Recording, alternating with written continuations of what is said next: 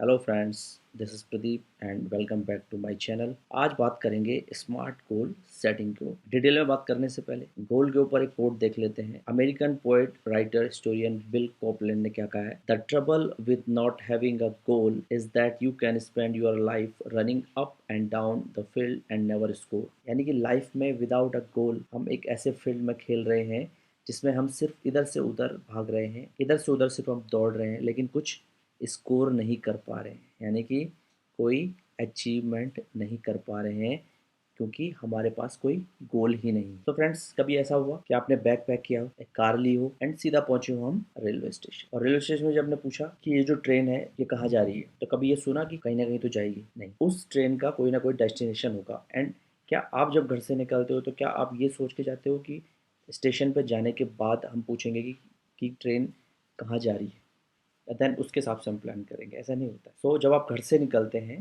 तो उससे पहले आप प्लान करते हैं कि मुझे किस डेट को कहाँ जाना है, किस टाइम पे जाना है, किस ट्रेन या किस बस से जाना है ना? तो हमारे पास जब कहीं जाने का जब गोल होता है तो उसी दिन हम अपने घर से अपने बैग को पैक करके रेलवे स्टेशन या बस स्टेशन पर पहुंचते हैं।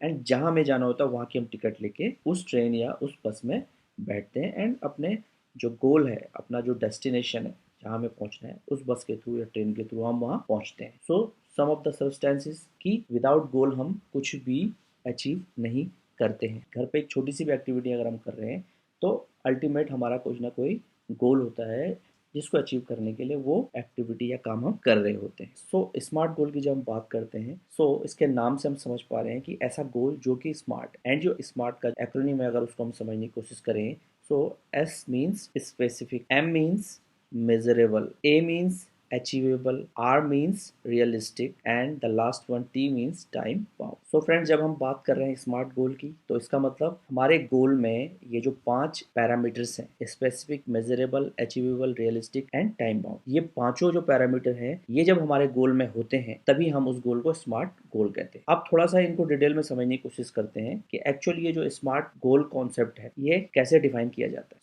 सबसे पहले हम बात करते हैं स्पेसिफिक। फ्रेंड्स, हमारा गोल स्पेसिफिक होना चाहिए, यानी कि what exactly you want to achieve, आप क्या अचीव करना चाह रहे हैं। आपका जो गोल है वो हमेशा क्लियर होना चाहिए, वेल डिफाइंड होना चाहिए। सेकंड, अगर हम बात करें मेजरेबल की, फ्रेंड, जब भी हम गोल डिफाइन करते हैं उस गोल की प्रोग्रेस या स्टेटस को मॉनिटर करने के लिए हमारे पास कुछ ट्रैकेबल पैरामीटर्स होना चाहिए, यानी कि हमारा जो गोल है वो मेजरेबल यानी क्वांटिफाई होना चाहिए।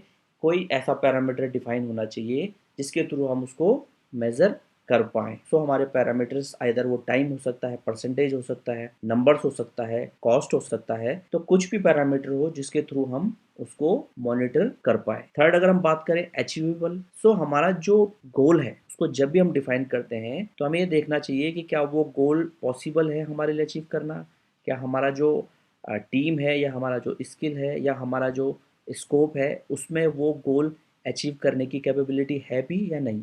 जब भी गोल डिफाइन करना, इस बात को ध्यान रखना है कि जो गोल हम डिफाइन कर रहे हैं वो हम अचीव करने के लिए कैपेबल भी होने चाहिए। ओके, अगर हम बात करें रियलिस्टिक, जो भी हम गोल डिफाइन करें उसमें हम रिलेवेंसी जरूर ढूंढें कि जो गोल हम डिफाइन कर रहे हैं वो हमारे ऑर्गेनाइजेशन जहाँ हम काम कर रहे हैं, या हमारा खुद का बिजनेस हो, या हमारे खुद के करियर की अगर हम बात करें, तो क्या वो गोल उससे रिलेट कर पा रहा है? उस गोल को अचीव करने से क्या हमारी ऑर्गेनाइजेशन या हमारी खुद के करियर की ग्रोथ पॉसिबल है या नहीं? अगर हमारा उससे कोई भी बेनिफिट नहीं हो रहा है तो ऐसे गोल को डिफाइन करने या अचीव करने से कोई बेनिफिट होने वाला नहीं है। ओके, अब हम बात करेंगे टाइम बाउंड की। जब भी हम कोई गोल डिफाइन करते हैं तो उसके लिए एक एक्चुअल रिक्वायर्ड टाइमलाइन होनी चाहिए कि कब इस गोल को हम कंप्लीट करेंगे।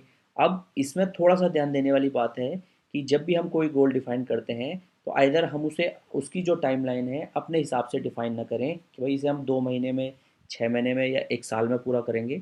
इसके बजाय हमें ये देखना है कि वो गोल एक्चुअल में कितना टाइम मिनिमम मांग रहा है। जितना मिनिमम टाइम उस गोल को अचीव करने के लिए हमें चाहिए, हमें उसके अकॉर्डिंग टाइमलाइन या डेडलाइन सेट करनी चाहिए।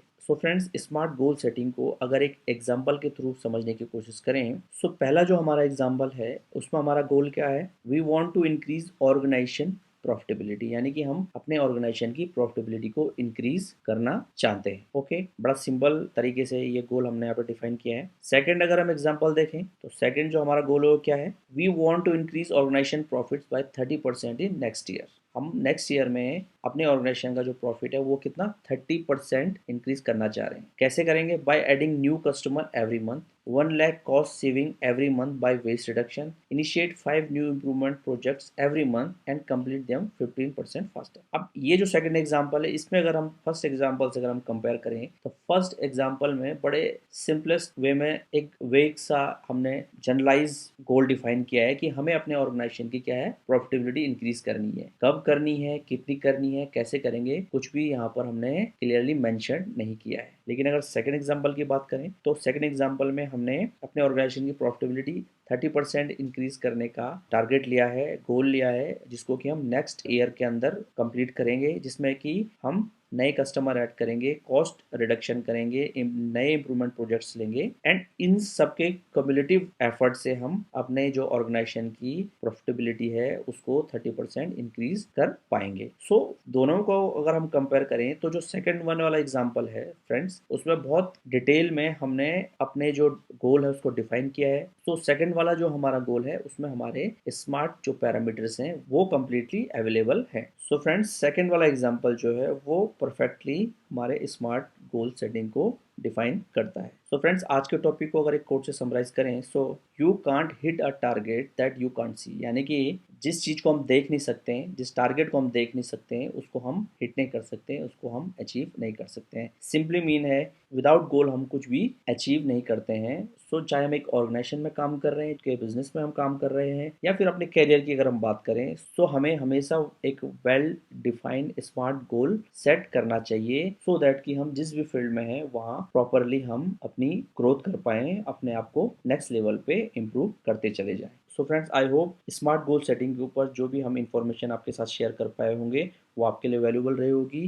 So please give your valuable feedback in comment box and if our tutorial add value to you, so please like and share in your circle. We will get back soon with a new topic. Till then, take care, goodbye, and keep watching best business practices.